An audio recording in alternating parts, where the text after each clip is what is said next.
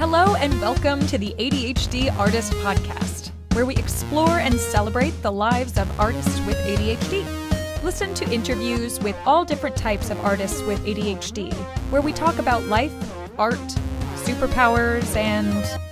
Wait, what was I saying? Hosted by Sarah Guys, your fellow ADHD artist. Thanks for joining.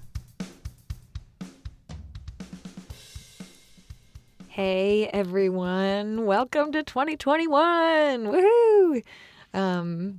Hope you're all doing really well and managing the winter and the pandemic and all the craziness that has been 2021 so far. This is a super exciting episode for me because it is episode number 10, and for some reason I feel like the 10th episode deserves some celebration. I don't really know why. I guess it just means double digits or whatever, but regardless, I'm very excited, and I'm also excited because my guest today is awesome, very good friend of mine, and someone I've talked about on the podcast before. His name is Brandon Tessers, and I met him as a playwright through my theater company in Terabang, but he is also a licensed therapist and an expert when it comes to neurodivergence. And he opened up his own practice called Effective Artistry, where the focus is executive functioning coaching, as well as individual therapy. And I should note that I have actually started working with Brandon as an executive functioning coach, partly because he's been kind of my consultant since the beginning on the podcast, and we got to talking, and now we talk all the time, and have grown closer because of that. So now I am actually working with him and his new practice, Effective Artistry, which we'll talk about a bunch during this episode, I'm sure.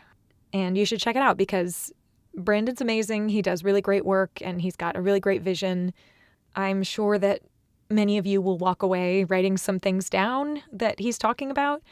Although in this episode, I will say we get more into the philosophical stuff and we do drop some tips and tricks, but we're going to have to bring it back for another episode to get to more, because we could just talk for hours.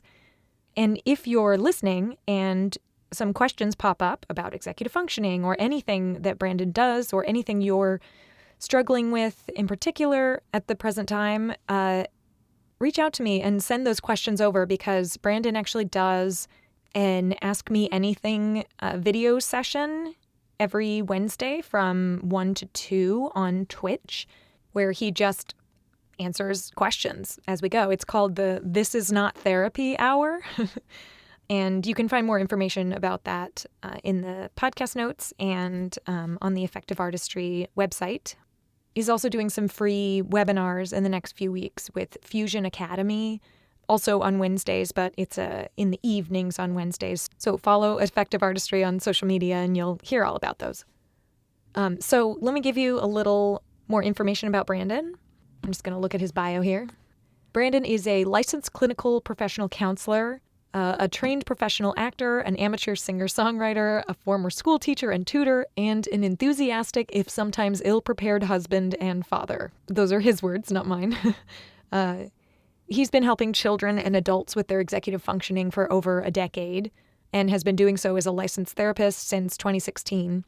He's always been focused on working with people who exist outside the norm in one way or another, and is particularly focused on helping people who consider themselves neurodivergent and or creative. Among other things, Brandon is a playwright and the DM for his longtime D&D group.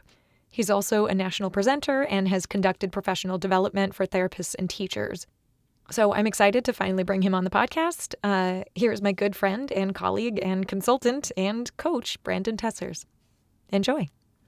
All right. I am here with Brandon Tessers. Finally, we have made it happen. Thank you so much for being here. Yeah, of course. I'm excited. So before we talk about artists and art, I want to ask you to just give us kind of an idea of the work that you do as a therapist and executive functioning coach, just so we kind of get a sense of your perspective. Sure. So I've been working with executive functioning and neurodivergent clients for little over 10 years. But for the first 5 of that, I wasn't a therapist. I was doing like academic coaching or just executive functioning coaching. And so much of that work was starting, people were asking me things that to me, it was unethical for me to get into that work because I didn't have training as a therapist. So after a few years of that, I went and got my degree, and I've been a therapist now for about 5 years in private practice. And that's always been my specialty, is people whose brains work differently than the norm in one way or another. For the first 5 years of my career, I was mostly focused in, and I hate even using this term, but gifted. Okay. So that's where I'm more known. I've presented at like the National Association for Gifted Children conference and all these, different kinds of things.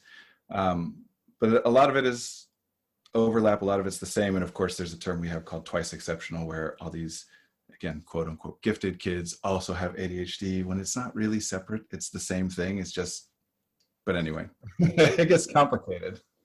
So that's where I've been in the past 5 years as a therapist that's specialized in giftedness and twice exceptional. So my clientele, I'd say, is pretty diverse, especially when talking about neurodivergent, but I work with a lot of ADHD, a lot of autism spectrum, a lot of, again, other learning disabilities or neurodevelopmental disorders, dyslexia, dyspraxia, dyscalculia, all that fun stuff. Because people whose brains work differently tend to, there's kind of a pull, right? Like, not being different in one way doesn't mean that you're different in all kinds of ways, but there are certain things that are kind of linked, where if you're different in this way, it's more likely that you're also going to be different in these other ways. I like to put it this way, and stop me if I'm going off. No, go ahead. I'm a nerd. I'm a gamer. Like, I think of things in these terms. I like this stuff. I know this, but I'm glad that you said it. It's relevant. You're gonna, if you want to follow what I'm saying, I have to say a lot of my metaphors come from this. But when I think about people, really, if you could break down a person into every trait, every skill, every ability, whatever. And of course, we can't actually do that. There'd be trillions and trillions of different ones. But each one of those things is a spectrum, not a switch, not a binary, you are or you aren't. It's your slider is somewhere on this spectrum. And so when we're talking about things like we're going to talk about today with ADHD, what we're saying is, on these certain spectrums, these certain traits or, ways of functioning, your slider's a little farther out from the center where most people are, right? But that doesn't mean that in all those other things, all those other spectrums, that you're also way off, so they pull on some. So like creativity and ADHD, we have a correlation there that I'm sure will come up today. But there's not a correlation between being ADHD and being tall, which is a ridiculous thing. But most people fall mostly in the middle on most of those sliders. We all have our exceptionalities on one direction or the other, but even as an individual with ADHD or who's gifted or whatever, most of your stuff is going to be pulled towards the center, because we're all people. Right. And we all experience the same things. It's just different intensities and durations and frequencies. And that comes up a lot in ADHD, especially because people will say, oh, I lost my keys. You and I had a conversation about this. I was just going to bring that up. Yeah. Yeah. About people who are like, I listen to your show and I realize, like, I lose my keys sometimes. And sometimes, I space out during a conversation. Do I have ADHD? And I was like, Brandon, how do I address this? Well, my favorite way of putting this is, there's an old question, when is a pile a pile? So 1 or 2 pieces of hay is not a pile, and 1,000,000 pieces of hay is clearly a pile. So at what point do we put the line? 4,999 pieces of hay is not a pile, but 5,000 is. So the cutoff is arbitrary. And people get confused here because they think by saying it's an arbitrary decision to say whether you have it or not, that means it's fake or it's not real. Of course it's real. It's just that it becomes more obvious the further you get from the middle, which side you land on. And the closer you get to the center, the more disagreement you're going to have from different people about this is that or this is that. Even experts, diagnosticians will disagree on an individual person. Yeah.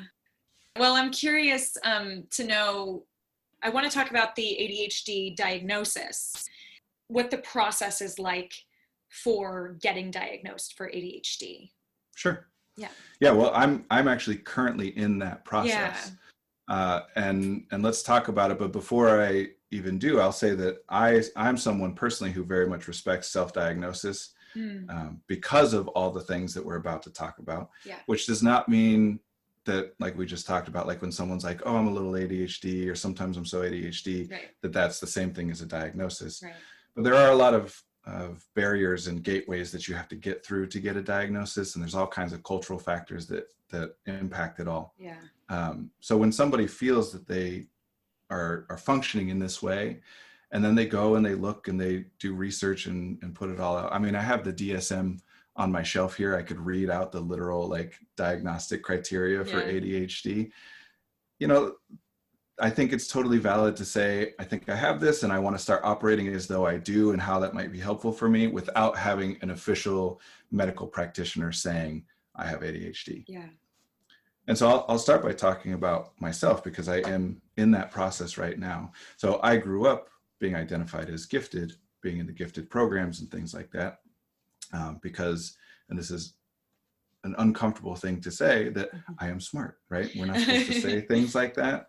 It makes me very uncomfortable, but I also push myself to do it because I'm trying to model that it's okay. It doesn't, even though it makes me feel like I'm being a jerk to say, to say something that's true about myself.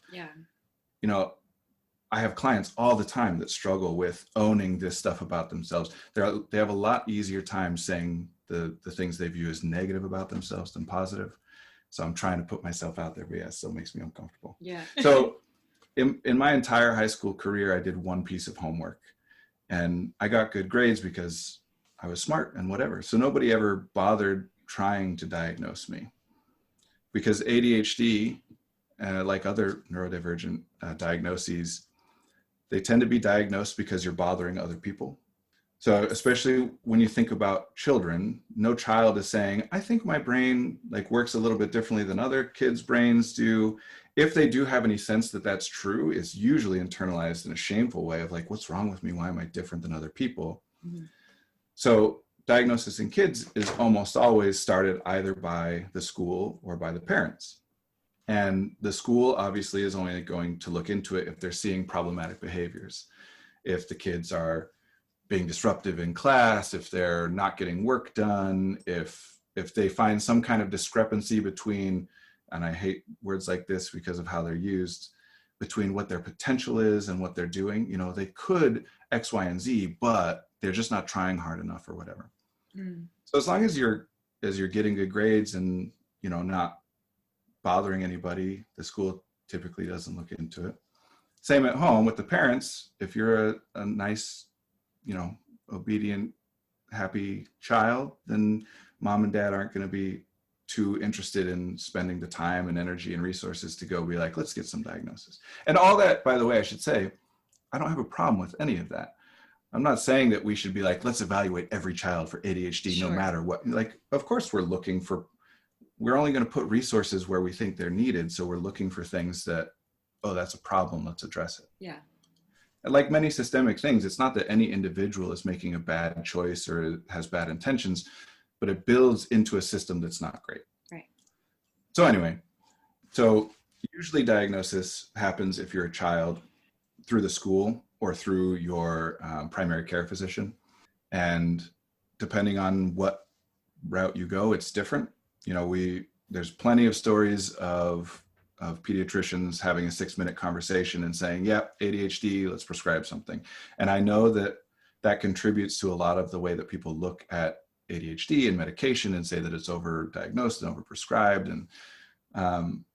But sometimes it's a lot more rigorous, especially if it goes through the school. They'll be doing tests, you know, quote unquote test, the Connors scale, and they probably will administer an IQ test and look at different things. And then of course, depending, you can go and get a full neuropsych evaluation from a psychologist, and then eventually you'll get a diagnosis. As an adult, the process is different because you're initiating it yourself, for one, and for two, it's only very recently that we even talked about adults having ADHD. You know, a lot of the history of this, people have talked about ADHD kids, it just goes away when they become adults. And certainly no conversation about what about adults who have it but were not diagnosed as children. So it's really only recent that we've started this process. And then again, there's not really a good solid system. So I'll talk about my own because there's not like a set one. Mhm. I went to my doctor. So I've known I qualified as having ADHD for 5 years or so, right? Once I started studying to become a therapist and looked at diagnostic criteria, I was like, oh yeah, sure. But I wasn't interested in medication. So to me, there was not really any point in taking the time to go try and get a diagnosis. Right, because a diagnosis, and you told me this, like a diagnosis is mostly just for resource purposes, right? Right. I mean, to me, diagnoses, labels in general, but especially diagnoses, there's 3 main benefits from them. 2 of them have to do with the person and 1 does not. But for one, this is the one that doesn't really affect you as an individual, is for research purposes. Researchers need to be able to have categorizations where they can say, when we're trying to study X thing and how it affects people who operate in a certain way, we need a group that's labeled to pull from. So we can study ADHD people. 2, it gives you access to resources. In the case of ADHD, the only resource that you absolutely need an official diagnosis to get, number 1 is medication. Number 2 is if you are in school and need accommodations, you need to have some kind of diagnosis to justify why they're giving you those accommodations. Right. But then there's also kind of like self-help groups. I know you're a big fan of like the Attitude Support Group on Facebook and things like that. Of course, there you don't need an official diagnosis. That's where self-diagnosis can come in. And then 3, it can help you interact with yourself in a different way. Yeah. If you hear, oh, I have ADHD, you may think about yourself differently or feel about yourself differently. You can, read books, those resources and learn more. And it might give you an ability to kind of change some of the things that you've wanted to change, whether that's what you're actually doing or just how you feel about what you're doing. Yeah. But other than that, I mean, it doesn't change who you are. You work the way you work. You always have. Right. Whether you get the label or not. Yeah, it's so tricky because we've talked about this before, where it's the self-diagnosis thing, because people who do have ADHD and are really struggling, who then are told by someone who seems neurotypical, like, oh yeah, well, we're the same, or there's the whole like ADHD doesn't exist kind of thing, which is, it feels hurtful. It feels, it's harmful. Because then it's like, oh yeah, well then, you must just be broken, stuff like that. The things that I know a lot of ADHD people tell themselves, because I know that because that's what I have had a history of telling myself. So it's just, it feels like such a tricky balance, Well, it is. Certainly it is. And it is harmful. It's not just that it feels hurtful, although of course it does. It's harmful to the discourse. So it's harmful about how other people and institutions will treat people with ADHD generally. Yeah. It's not good to minimize it or say that it's not a real thing. Yeah. So for me, the way that I separate it, and you've seen me, I do this a lot in my work. I'm very specific with language. Go figure that I'm a playwright as well. But it's because a lot of times we use words to mean multiple things, and then some of those things get conflated, get mixed up and confused one for the other. Right. So here's how I kind of separate out self-diagnosis. So there's what you're talking about, which is people minimizing ADHD or trying to act as though the way you're talking about your experience is invalid, as though they understand your experience better than you do. Yeah, I forget stuff too. Stop whining, right? Right. Which is, am I allowed to swear on the podcast? Yeah. Okay. Which is bullshit. Because nobody knows anybody else's experience better than the person themselves. Yeah. You know what I mean? Like, I think about this stuff all the time. I have official training in this stuff. I'm obsessed to the point of I annoy my friends and family with how much I think and talk about how the brain works. And I'm working on figuring myself out constantly. By the time I die, I will not have figured myself out. So how could I ever think that I'm going to figure somebody else out? We're all working on ourselves. Why do we think that I could figure out someone else's experience better than they've done? Right. Well, they say they have ADHD, but I think they're just lazy. So, but then the other side of self-diagnosis is when someone is struggling with something and they look to go get help for that thing, and if that help comes in the form of thinking of themselves as having ADHD, whether they have an official diagnosis or not, and more importantly, whether they would qualify for an official diagnosis or not, I'm not looking to take anything away from somebody that's helpful for them. Yeah. So if you have self-diagnosed as ADHD and that helps you in some way, wonderful. That's one thing. If you then take that self-diagnosis for ADHD and speak to the experience of other people with ADHD as though you understand it better than they do, as though, you know, if their experience of it is more problematic or more severe or more hurtful, and then you're coming and saying, I have ADHD too, it's not that bad, then that is awful. Yeah. One thing that always pops in my mind that you actually said to me a few weeks ago was there's a trauma if you are diagnosed and medicated as a kid, and there's a trauma if you weren't.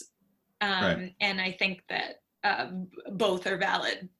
Both are valid traumas. The experience of being different from the norm in any way, it brings pain with it. Not intrinsically. There's nothing wrong or harmful about being different, but our culture, our society is structured to support the norm. And again, this is one of those things where it's like, I don't like the system, how it ends up, but you can't fault anybody individually for saying, well, we have 25 kids in a classroom, so we have to design curriculum that's the best fit for most of the kids. Yeah. Because there's just not a way for us to do one-on-one instruction. Right. Of course, that may be changing, and I advocate for things like that as we develop technology, but everything is structured.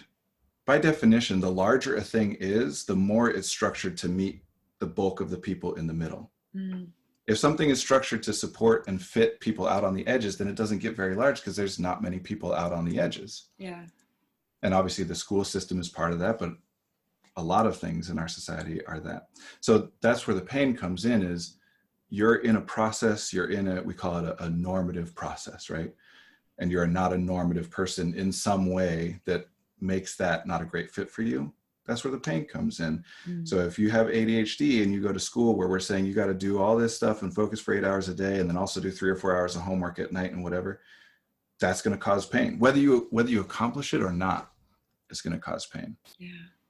So the pain of being different in any way, it's there.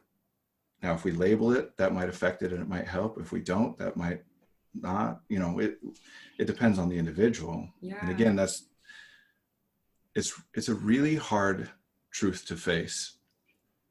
But what it is the more general a statement is, the more frequently it can be applied, but the less information, the less power it has behind it. The more specific something is, the more influential and impactful it is, but it can apply to less and less cases. So this is a ridiculous example, but this is the example I use, is I can say that you are a person. That's a general statement, and it's true of literally every person. So it applies to everybody, but it doesn't really give me any information about anybody because it applies to everybody. Yeah. Whereas on the flip side, I can be very specific, especially like this is the whole point of therapy or executive functioning coaching, one-on-one stuff, is let's focus in on you specifically, what's exactly happening in your life, what you want, how you work, and figure out things that will work for just you and nobody else. And because of that, it's very impactful, but it doesn't apply to anybody else. So ADHD or these other labels, they exist in this space in between where it's a label that applies to, depending on the estimates you look at, 5 to 10% of the population. So that's more specific than saying you're a person, but it's still pretty general. And we all know that someone with ADHD is not the exact same as another person with ADHD. So it gives us some data, some stuff to do something with, but you know, we can't say for sure. You know, for some kids, it's going to be harmful. For some adults, it's going to be harmful. Yeah, it's the individual experience. Right. And which is why I do what I do, where I meet with people one-on-one over a long period of time, because we're trying to figure out your individual experience. Right. And that's why I want, just like a lot of people do, they offer this general advice, and I love it and I want to do it. But I personally always have a struggle, because I'm like, anything I say that's general is aimed to help as many people as possible, but there are going to be people it doesn't help. and especially for ADHD or other neurodivergent people, when you get advice that doesn't work for you, that can be hurtful because it reminds you of that difference. Oh, everybody says make a list, whatever. And I can't make a list. And it's like, fuck all you. Like, that doesn't work for me. And then because I'm an expert in this and we're talking about ADHD, if I give a piece of advice or a recommendation and that doesn't work for someone, then it can reinforce even that same thing of like, oh my God, like even ADHD specific advice doesn't work for me. What's wrong with me? Which of course it's not. There's nothing wrong with a person. It's just we're trying to cover as many people as we can. Felt that viscerally in my gut. Yeah. You know, you were talking about the trauma of growing up undiagnosed, and you know, it's a big joke in my family. My mom bought me a shirt when I was like 15 or whatever that said genius by birth, slacker by choice. Which, like, you know, that's the joke. Brandon's brilliant, but he doesn't work very hard and yada, yada. That's how people think of it. You know, that's why you mentioned I hate the word lazy. That's why I hate the word lazy. Because it's not accurate. Right. There's always a reason. If somebody's not doing a thing that we from the outside think that they should be doing, or even more for us ADHD people, if I'm not doing a thing that I think I should be doing or that I actually want to be doing, I don't have a good framework for understanding what's happening. So I just say lazy. I make it a personality flaw, you know, a character weakness, and that explains it away. But there's a reason. Yeah. And we have to get into those reasons if we want to do anything differently. Otherwise, you know, when I was in my early 20s, I thought I was so mature because I was like, yes, I'm a lazy person. I'm accepting this about myself. I'm owning it. You know, that felt so good to me instead of being mad about it. And I see now how harmful it is to just act as though, well, I guess I'll never get the things that I want. There's nothing I can do about it. I'm just flawed in some way. Anyway. Yeah. So I'm curious, why did you decide to open a practice where the focus is executive functioning coaching? That is a great question. And I'm realizing the part that I never answered about my work is I'm opening my own practice now. So great. I'm glad we're back to it. Yeah. So my practice is focused on three things: neurodiversity, neurodivergent people, creativity, and executive functioning. And I believe that there are multiple paradigms for support. There are different ways to help people, and different ways of helping are going to work better for different people. So especially when you're talking about people outside the norm in some way, like everything we just talked about, that the traditional ways often don't help them. The number of stories I've had of people going to a therapist because they finally reach the point where they're like, okay, I need some support. I want help with this.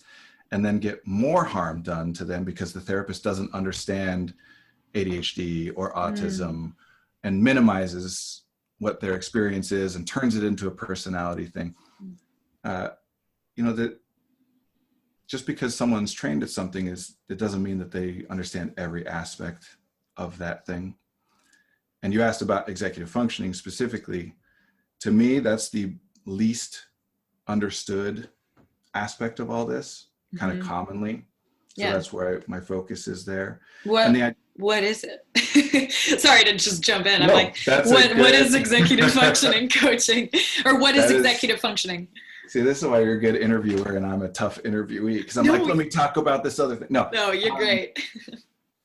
So executive functioning, it's a tricky term. So let me kind of like take some time with it. Yeah. Because technically what it means is it's the cognitive processes that allow you to choose and control your own behavior. So what it technically means is things that happen in the brain, mostly in the prefrontal cortex, that allow you to take ideas, take desires, take whatever, and actually do something with it. So more colloquially, I try to tell people executive functioning is kind of the bridge between your head and the world. You know, whatever's going on in there, if you're trying to get it out in any way, including just communicating or expressing, you know, language is executive functioning. You need to utilize that executive function to get it out. And different experts break that down differently. So some will talk about, task initiation, meaning the ability to take the intent to start working on a thing and then actually start working on a thing. Or transition, being able to go from one thing to the next. Focus or attention. And again, they'll all use different words. That's why we don't have like a common language here. And I'm focusing on the ones that I think ADHD people struggle with in particular. Yeah. Attention, what we're talking about is, can you filter out irrelevant data? All the stuff that's coming at you, the sounds and the sights and the smells and everything that are not helpful for accomplishing whatever task it is that you've set yourself to. Can the brain filter those things out so that you're not wasting any of your cognitive resources on irrelevant things and can focus on what you're trying to do?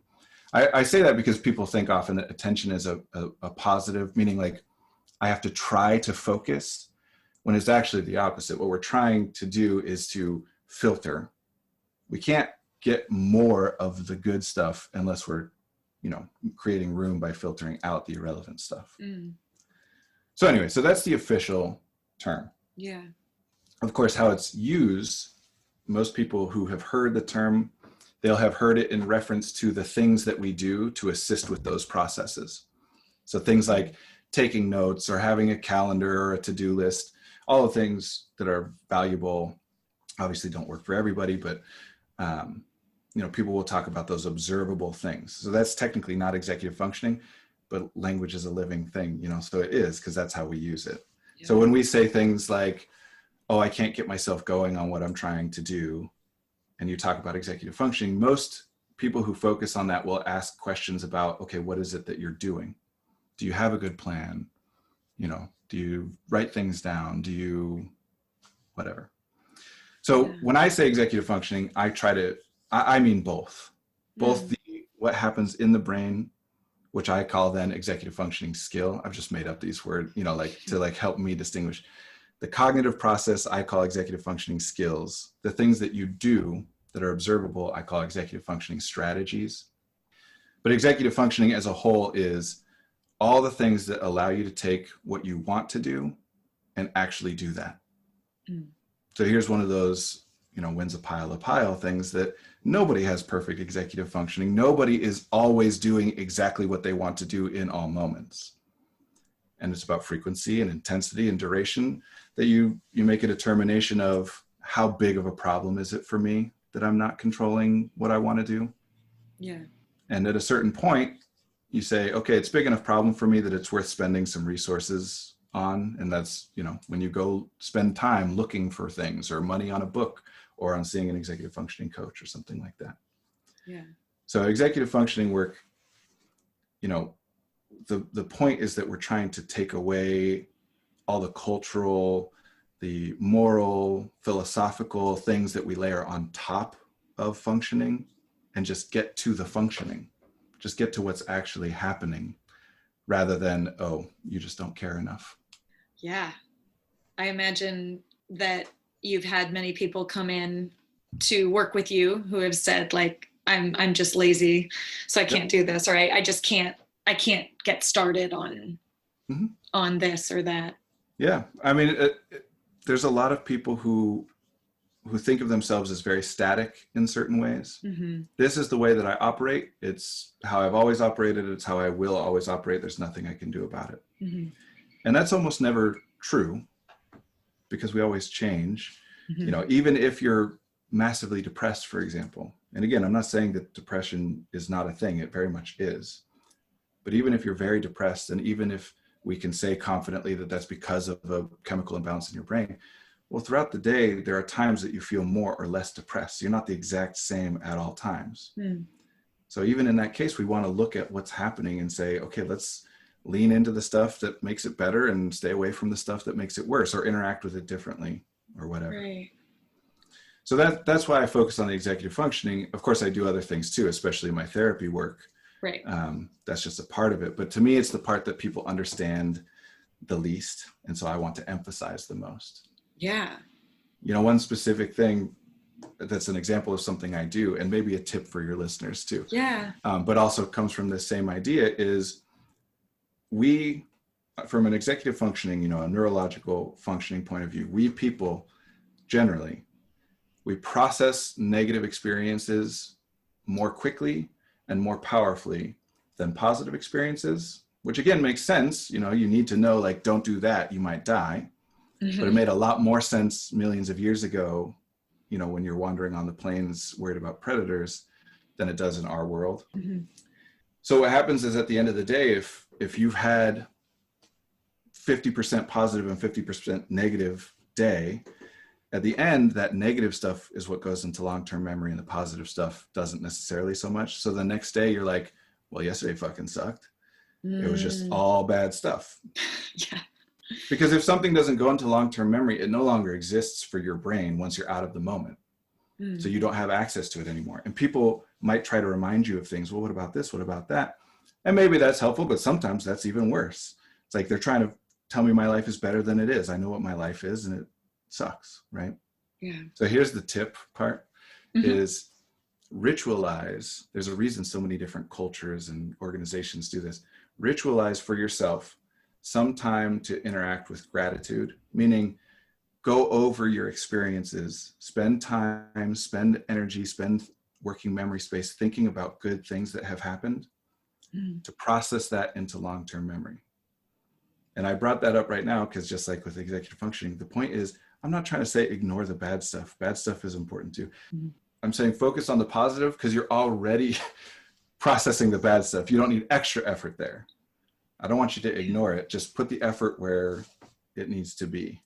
God, that's so helpful. And I remember when you told this to me, and it like blew my mind that day, because when I think about the word gratitude, I think it's kind of been co-opted into the self-help world, the like, you know, the like wellness world, of like, if you just have gratitude, then your life will be so much better. And I just like, I'm like, bleh, like, you know, like, like gross. But I feel like if, you know, if you look at the word gratitude as less of like, oh, it'll just make you feel good, and think about it scientifically like that, like I think you said, you know, it's like 5 times faster than a negative. So the research that I've said to you that you're referencing was done with children. And for children, negative experiences process into long-term memory in 5 seconds.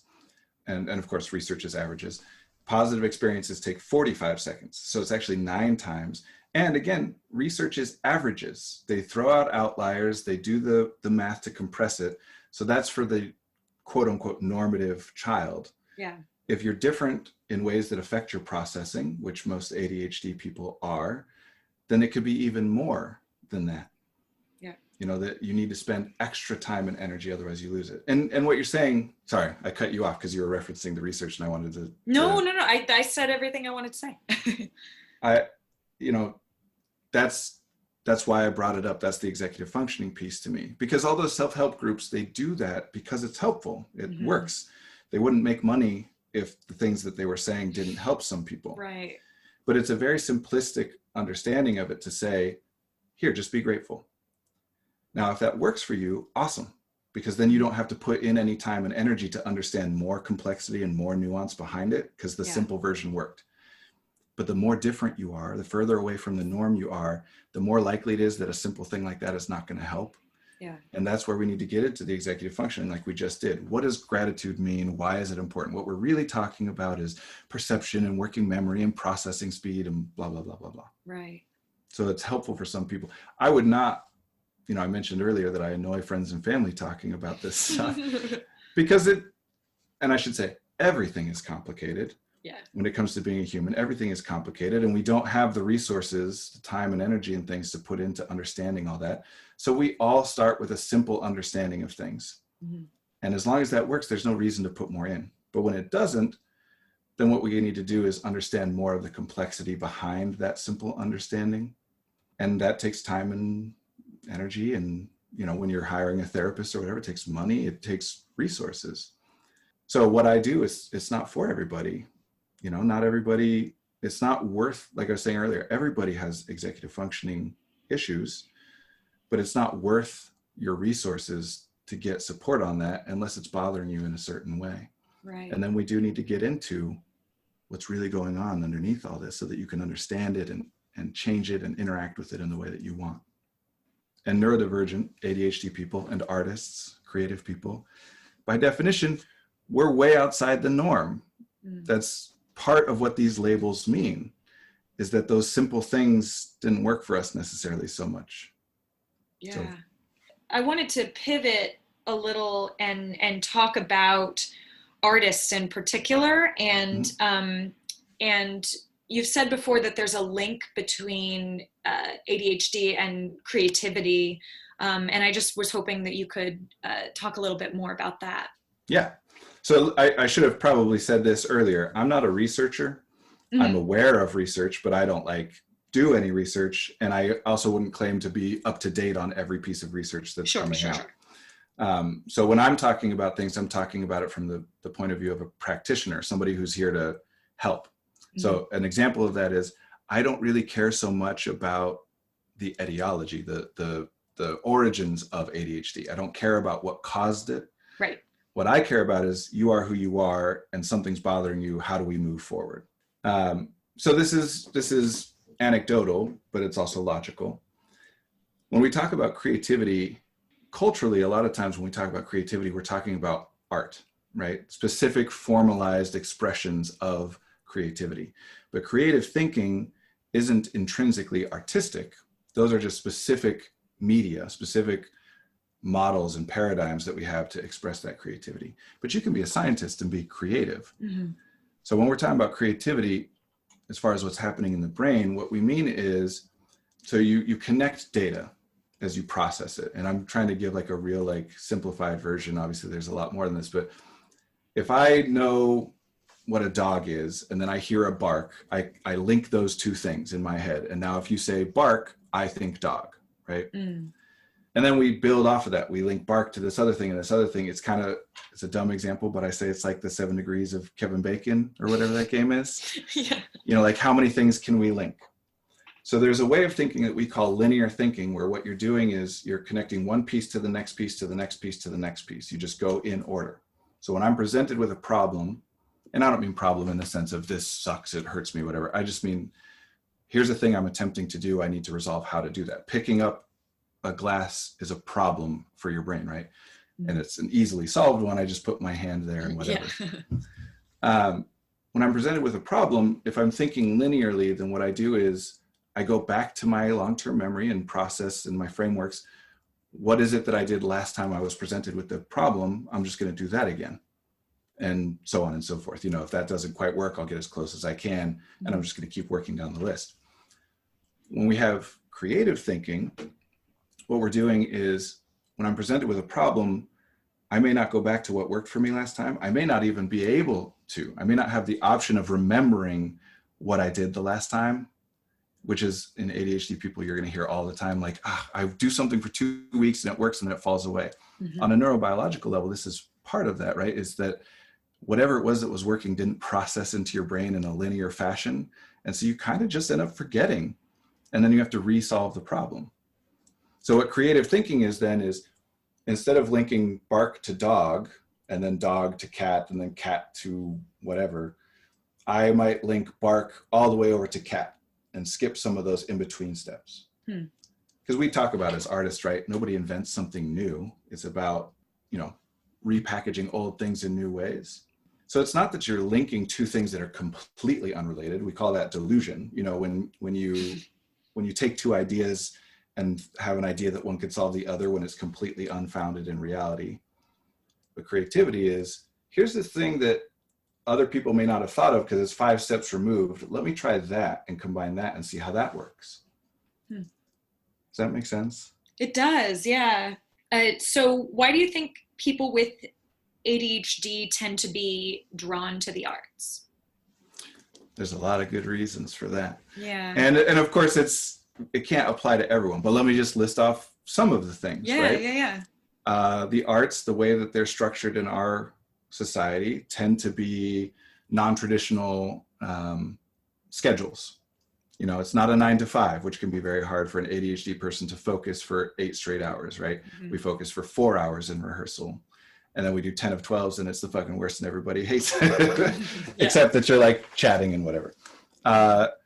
You switch your job you don't do the same thing over and over and over. Yeah. I'm focusing on actors because we're both from theater right now, but in that case, you switch every 3 months. If you're an artist, every new painting is a new job, as opposed to going into an office where you literally do the same thing over and over and over. There's enough structure, but not too much. So there's what we call analysis paralysis or choice paralysis, where if I say you can do anything you want, you're like everybody has that experience where you're with a group of people and everyone's like, we need food. Where does everyone want to eat? And everyone's like, I don't care. Wherever is fine. And then somebody throws something out and 5 people that said wherever is fine. It's like, no, not that place. Because the brain it can't handle that many choices, but we like binary choices. The brain is good for that. So I'm going to need to explain this to my boyfriend later. Eat anywhere is overwhelming. I don't know. Yeah. Do you want to eat at McDonald's? That's an easy question. Yes or no. So the arts are a structured and formalized version of certain types of creativity, right? So if you're very visually creative, then being a painter puts enough parameters around that for you to explore your creativity within a boundary that at least you know what to do. And otherwise, every time you were trying to explore something or do something, you'd have to reinvent it every day. We talk about artists having a process, professional artists having a process, and that's exactly this. I've learned how to engage with this in a certain way where there's enough openness and flexibility that it's new and it's challenging and it's interesting, but there's enough structure to it that I'm not completely floundering. Yeah. And then of course there's the cultural stuff where we push people whose brains operate this way into the arts by saying things like, oh, you'll never like being in an office, or where we say like, oh, you're really passionate about performing, right? I know you are. I've heard you talk about it. I am as well. Yeah. And what I'm doing right now, to me, I get that same satisfaction of performance. We don't really talk about what's happening neurobiologically, where it's like, okay, you're picking up a lot of data from other people. You process that data well. So you're responding to other people's reaction to you very strongly. And that can create, like in ADHD people, we talk about rejection sensitivity dysphoria. I'm very focused on how this other person responds to me. If they respond poorly, it's really going to hurt me. Yeah. But if I structure that into a performance, instead of saying, you just have to figure it out, we say, okay, you're up on stage, people will respond to you, and you're going to, and we talk about, you feed off the energy, right? You feel the energy of your fellow performers and of the crowd, and that impacts you.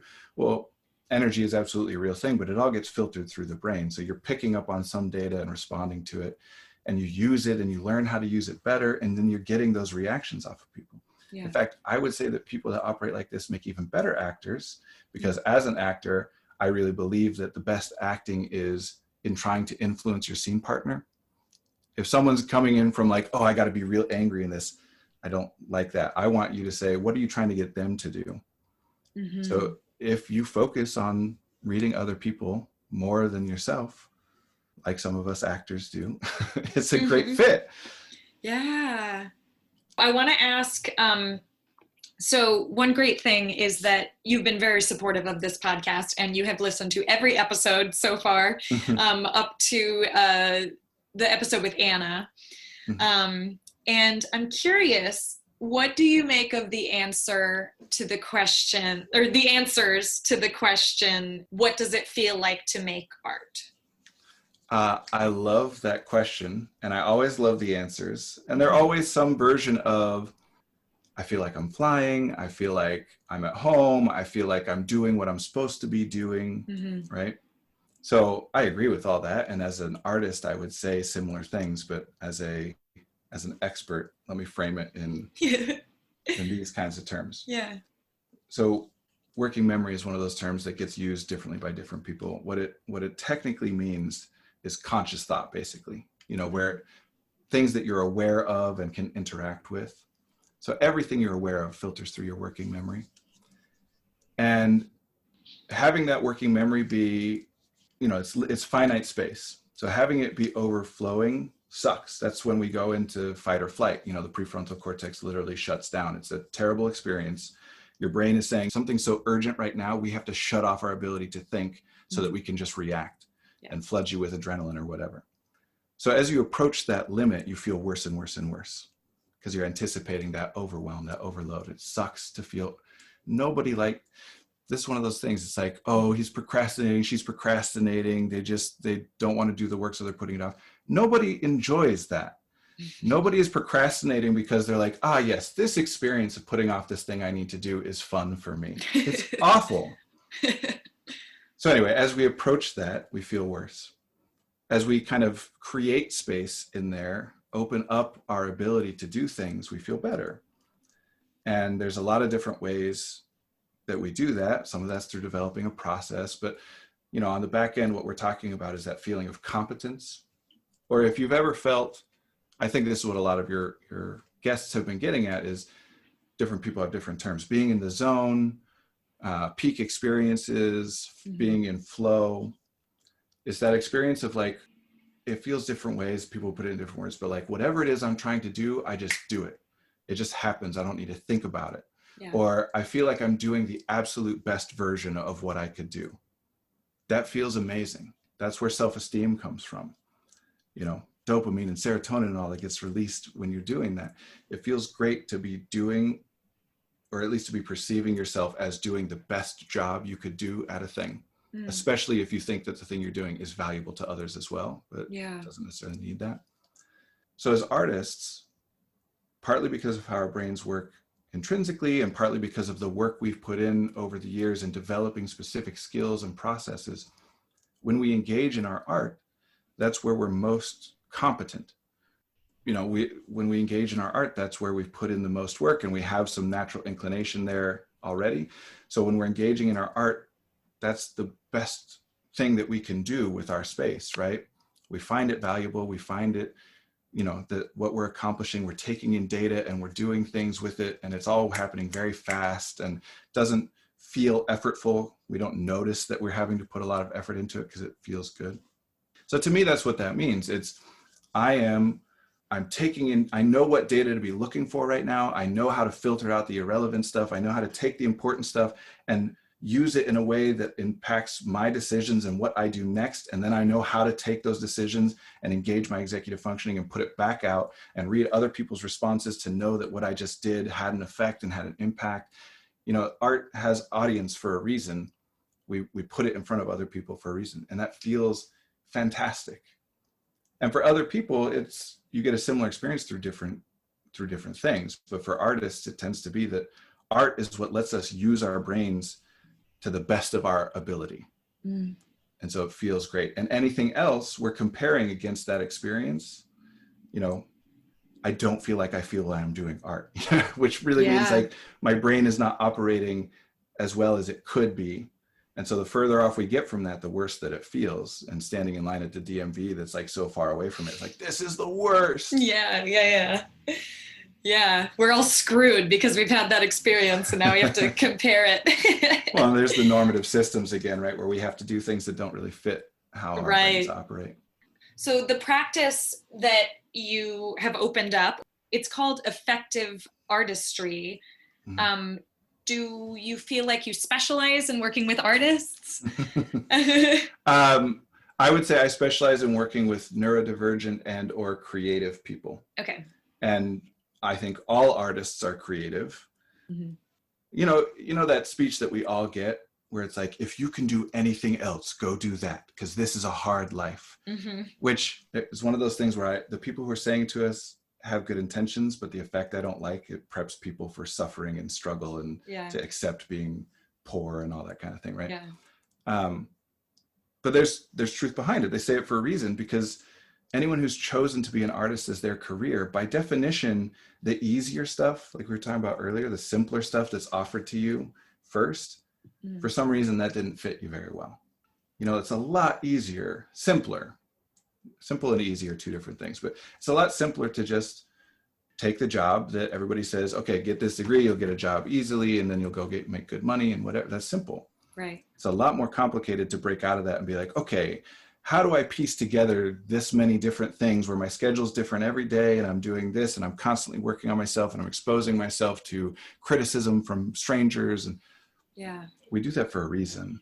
Right. And to me, I know it's not everyone's going to like it, but I would say we operate differently, on a fundamental level. But yeah, so I specialize on people who are outside of the norm in one way or another. The typical norm, the normative therapeutic experience or coaching experience hasn't worked for. Like the people I work with usually have been through other therapists, other coaches. And even if they haven't, they've been trying themselves and with friends.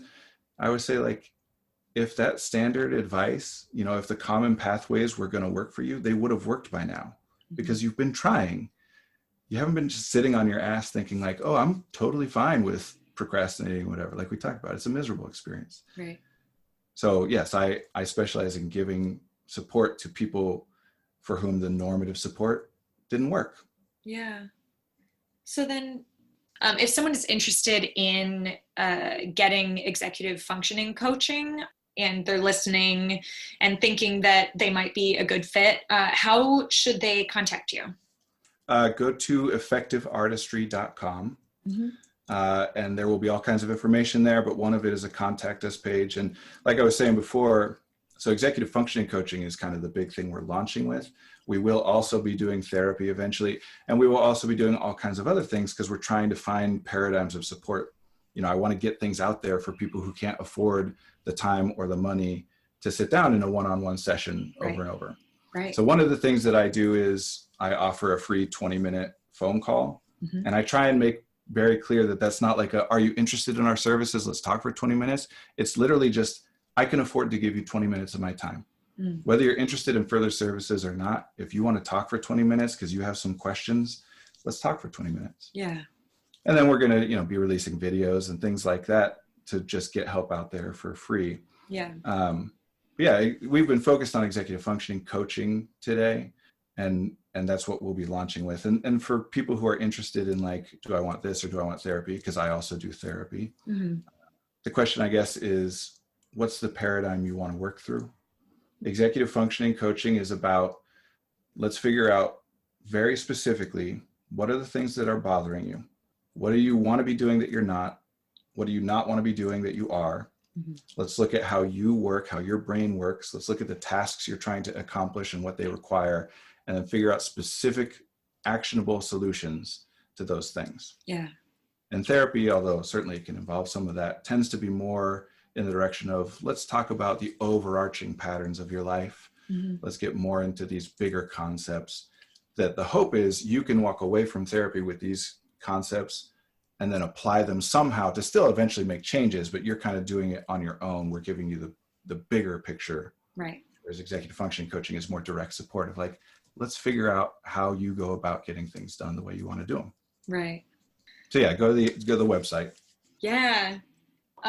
Brandon, this has been so much fun to have you on.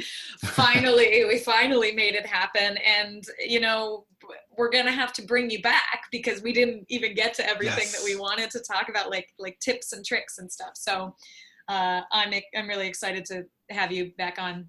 Well, that would be great. And yes, this has been fun. It's fun to like fully indulge in my brain's way of working and jumping from topic to topic and be like, I don't have to worry about it because Sarah's a good interviewer and she'll stop me if she needs to. And yeah, I want to come back. I mean, great. Like we were just talking about, I want to talk about this stuff all the time. Yeah. Awesome. All right, Brandon. Well, have a great rest of your day and I will see you very soon. Yeah, you too. See you soon. All right. Bye. Bye.